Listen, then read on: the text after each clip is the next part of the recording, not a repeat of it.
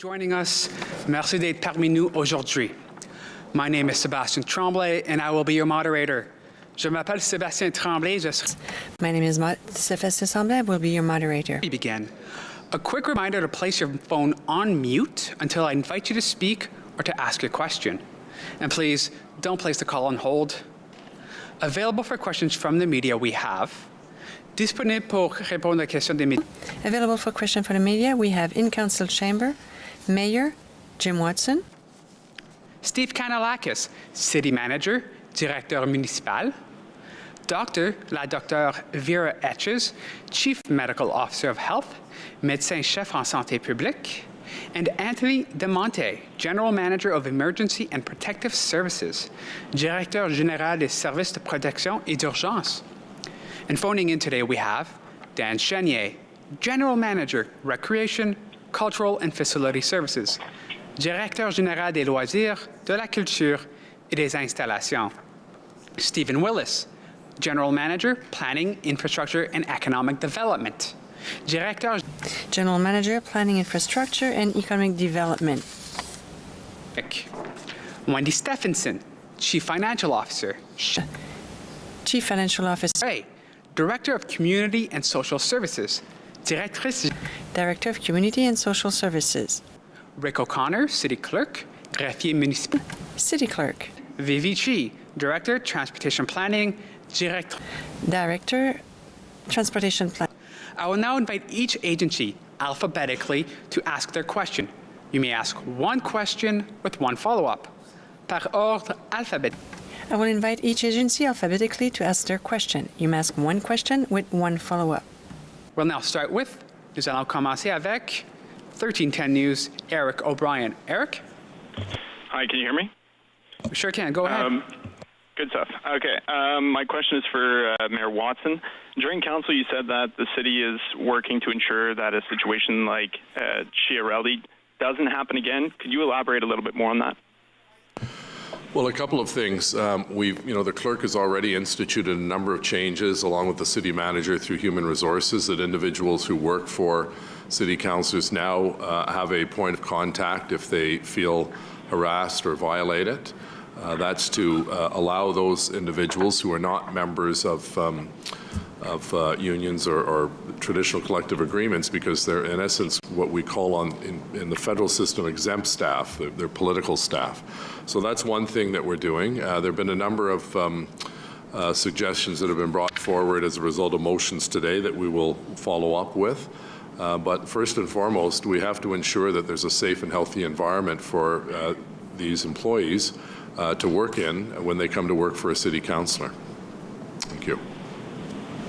Thank you. And my second question would be for Dr. Etches. With Premier François Legault asking people from Gatineau to I'm getting a lot of feedback here. With Premier François Legault asking that people don't travel outside of the province during the holiday season, with Gatineau and even the Pontiac region and Renfrew County, very close to, one on one side of the other from the Ottawa River. There are going to be methods put in place from Ottawa Public Health to ensure that actually does happen. Thank you for the question. I think there's a reality of the National Capital Region really working and living as one community that we will discuss this with our colleagues in public health across the river. I know they also are in communication with their provincial counterparts about some of this unique situation that we face in this region. I think what's in common and what's useful is the principle of limiting our contacts, limiting our non-essential, travel. And so that is in common, that we're trying to keep our activities to members of our households on both sides of the river. But we know people work and live back and forth, and that's part of our reality. Thank you. Thank you, Eric. We will now move on to CBC Ottawa. Do we have Kate or Joanne on the line? Yes, it's Kate. Go ahead, Kate. Hi, everybody. Mayor Watson, my questions are for you. Councillor Rick Shirley has said again this afternoon he's not resigning. And we also have, various steps taken today with regards to his office budget, possibly, not having access to city buildings. I just wonder what you see the future being for residents of College Ward from here on in. Well, I feel very sorry for the residents of College Ward because they've had a councillor who's been distracted by all of these accusations and all of this inappropriate, boorish behavior on Councillor Shirelli's part. Sometimes we think he's here to work. Sometimes he just pops in. His constituents are suffering as a result of not having an effective voice around the council table. And I think that was why so many members of council, everyone, obviously except Mr. Shirelli, felt now was the time for him to step aside, do the honorable thing, and move on so that we can host a by-election to elect a new representative. But at the end of the day, as you know, Kate, we don't have any authority to fire a member of City Council. So we've passed a number of resolutions that try to minimize any inappropriate activity on his part, whether it's hiring or using his expense account and so on. And, we've also, I've been directed to write to the Minister of Municipal Affairs and Housing on what other steps can be taken to deal with a situation like this that we're experiencing and the constituents of College Ward are experiencing as a result of Mr. Shirelli's outrageous behavior as outlined in the Integrity Commissioner's report. Thank you. My follow-up relates to that exactly. I know that you passed a motion today. I wonder if you can explain more what it is that you would like to see the minister do, because he issued a statement, Minister Clark, this afternoon, saying that he doesn't believe that it should be his sole discretion to remove elected members of council, and that's not a power a minister should have. But the motion didn't say that precisely. So if you could please clarify what you would like to see change about the Municipal Act going forward. Yeah, I think, as a former Minister of Municipal Affairs and Housing, I walked a mile in Mr. Clark's shoes, and perhaps he's misunderstood. We're not asking for him to have that authority. We're asking for him to have a dialogue with us to see what options are available. I don't think it's wise to have one group of politicians, having the ability to fire another politician. I think we need some third party. That could be the Provincial Integrity Commissioner. It could be giving the power to our Integrity Commissioner to have greater powers to punish inappropriate behavior like we've seen with Mr. Shirelli.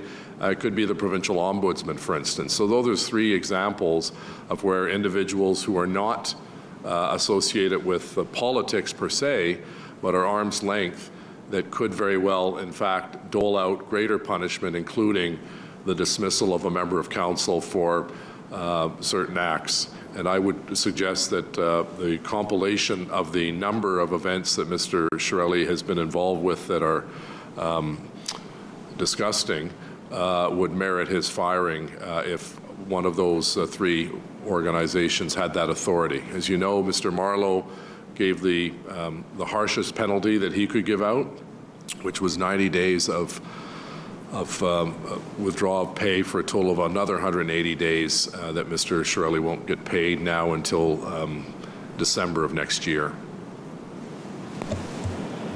Thank you. Thank you so much, Mayor Watts.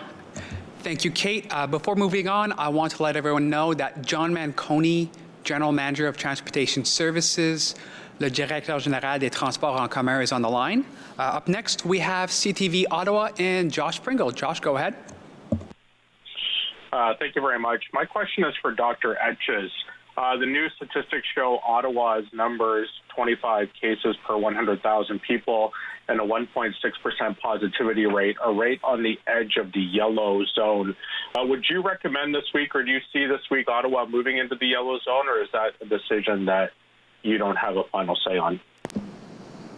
The province has the say on which category different health unit jurisdictions fall into. My understanding is they're reviewing that weekly, and they have also said that they want health units to stay in a category for 28 days in order to see what the impact of the move into that category of the restrictions or less restrictions in that category are accomplishing, to see if there's any impact. So we aren't yet at the 28-day mark. That would take us to December 4th or 5th. So I don't recommend that we move into yellow at this point. I do see that we are on the edge of yellow, but we haven't met all the criteria for yellow, and we don't want to be in a situation where we're having to go right back into orange. We want to have, clear sign that we are in a yellow category where the indicators are all aligned, and we also have positive trends downwards. So this virus is very hard to control. We see that around the world. We can't just go back to everything's open as if COVID isn't here. We do have to continue with some controls that decrease the opportunity for COVID to be transmitted through the winter or through until we have a vaccine. So, we need to proceed cautiously. And I do expect if things continue to improve, we'll be having a conversation with the province about yellow. But at this point, that's not my recommendation. And my follow-up question, and if the mayor could chime in as well, any concern that people are going to start looking at these numbers, cases are down, positivity rates down, and all of a sudden people start to let their guard down because they think, oh, it's safe, there's only less than 300 active cases in the city, there's not a lot of activity right now, and they could go back to some of those behaviors we saw in the late summer?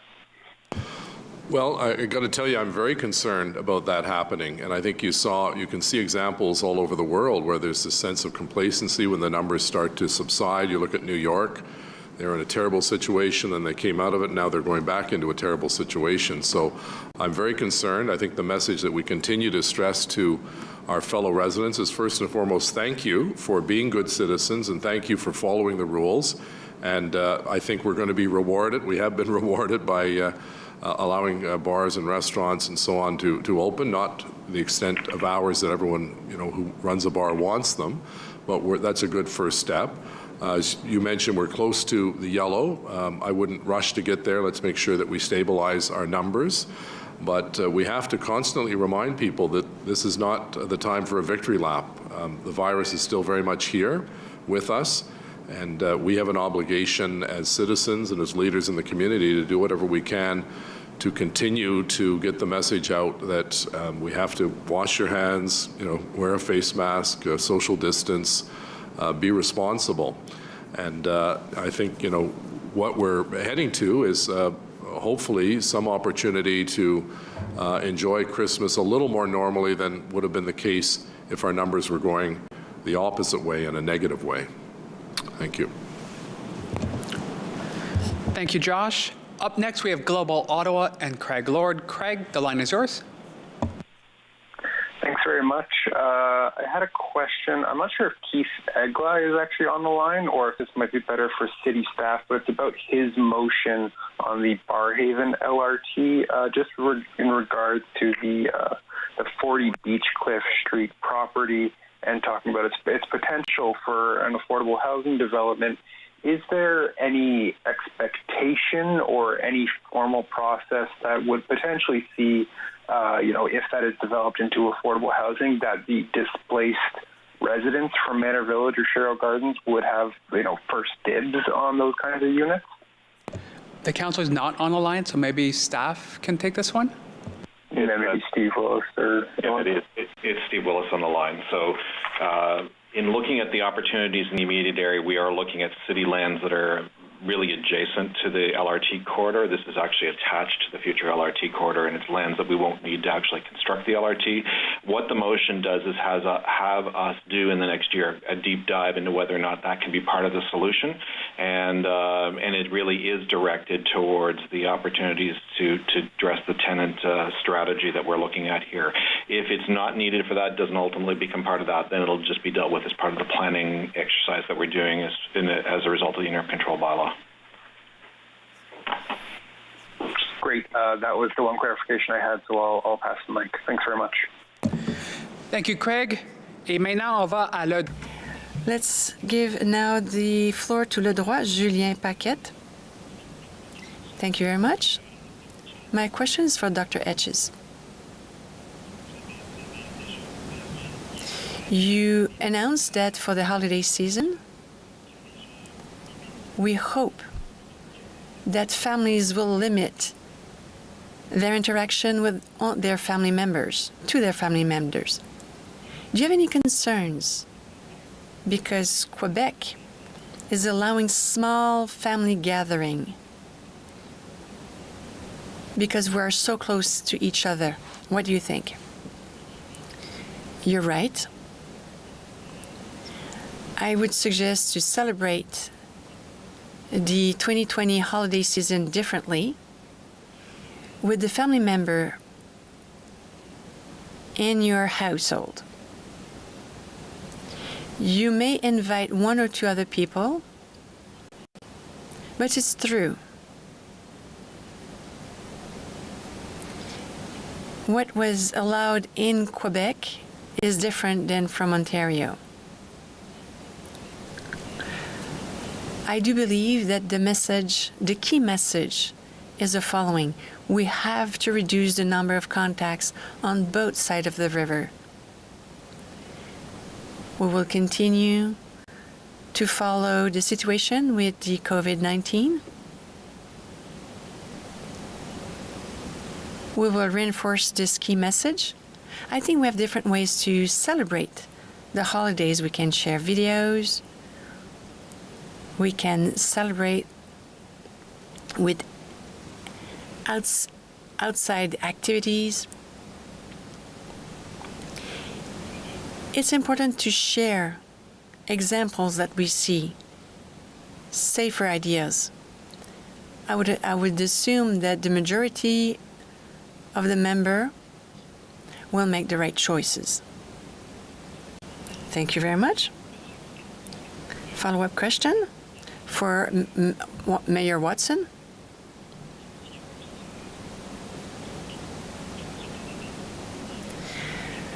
With all the debate around the lightweight train, LRT, I know that we want to establish a priority list for the City of Ottawa. We're asking Gatineau to present a project on our side of the river.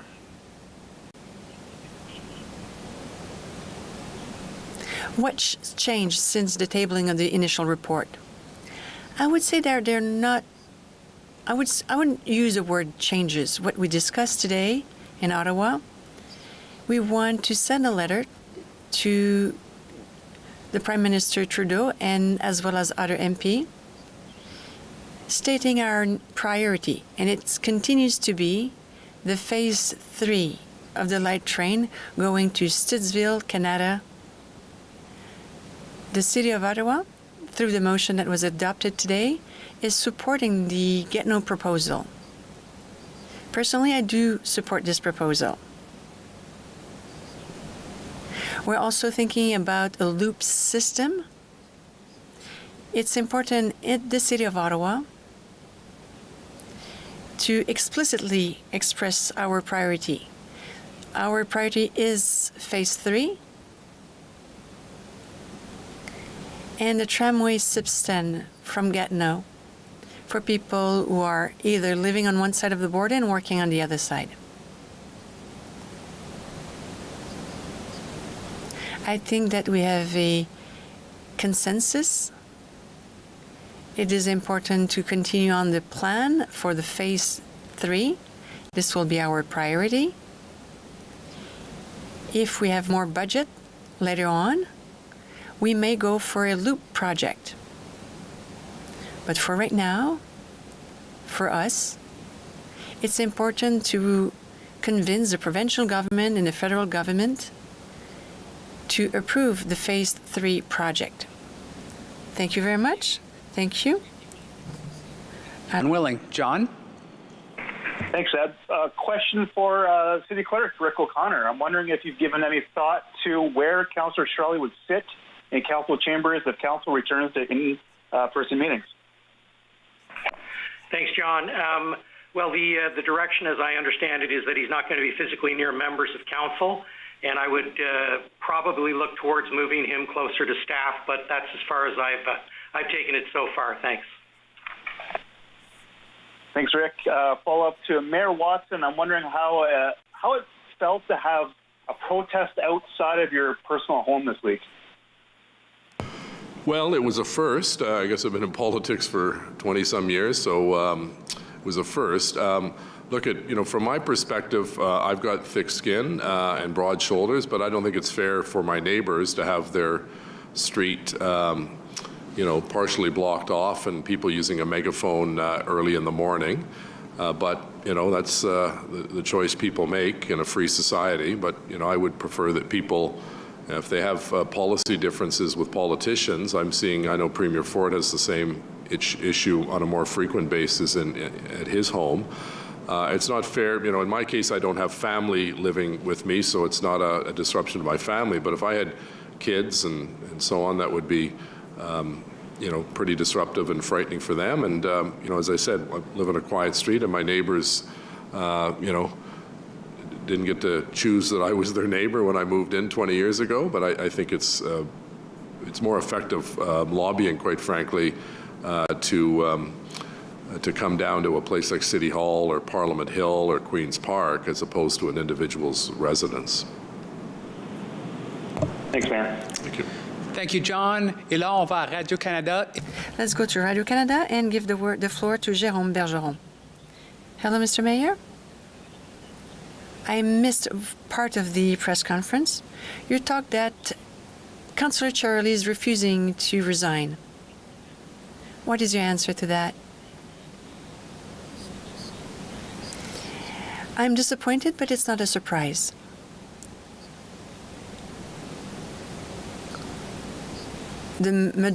More than half of the council adopted this resolution. All the member present said it was a good idea for him to resign.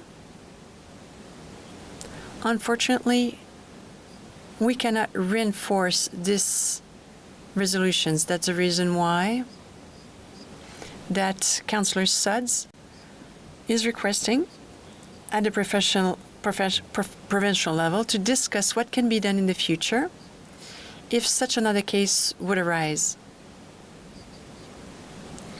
Or let's say, another type of case in the future. It was a very difficult situation for the citizens that are living in the college ward because we were going through the process of budget adoption for the ward and the resident couldn't be heard. They had no representation. Unfortunately, I do have to leave for another meeting. Thank you very much for your question. Merci. I would like to ask a question to Dr. Etches.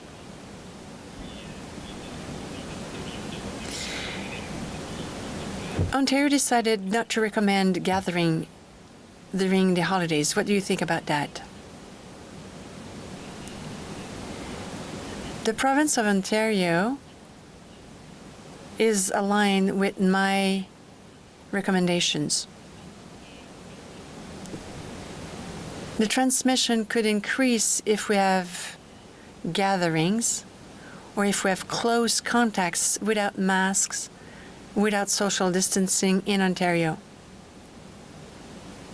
It's a risk. Many times we saw the virus transmissions in these types of gatherings.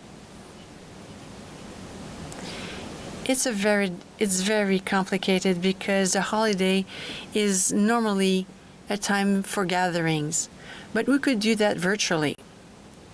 We can gather with the members of our own household. Thank you very much. We go to Sue Sharing. Sue?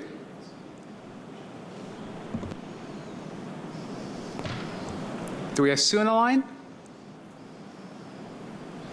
Doesn't sound like it. So that's all the time we have today. C'est tout le temps que nous disposons. This is all the time that we have. Thank you very much. Great night.